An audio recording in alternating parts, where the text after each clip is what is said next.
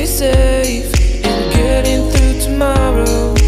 When I throw me down, you could lead me to the side. You still raising me up, but when I look aside, she guides me with the sun and light of me.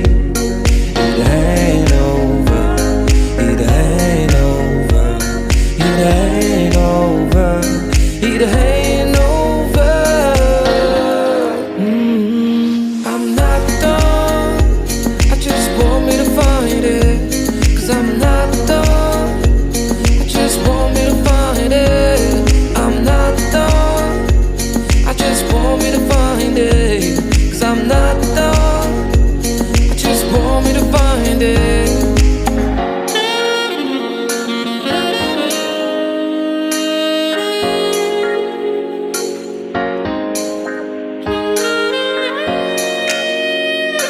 YouTuberska mataanaha hargeysa.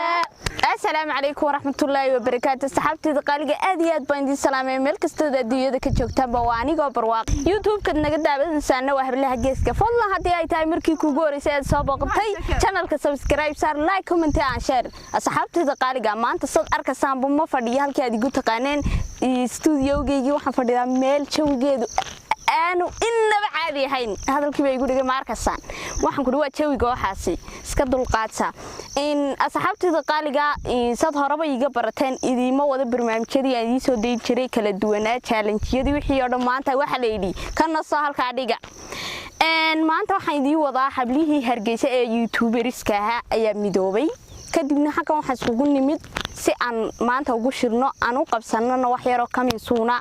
waxaan idin soo wadnaa xaflad aad iyo aad u qurux badan indhihiinana aad ku arki doontiin ay ku midoobayaan hablaha Hargeysa YouTuberska oo maxaa la yiraahdaa waxyaabo qurux badan oo indhihiinu ku nastaan ay idin soo bandhigi doonaan.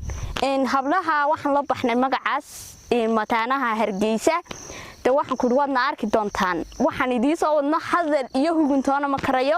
aad iyo aad baan idin salaamaya. haddana waxaan idin ku wareejin doonaa yagi ku socda.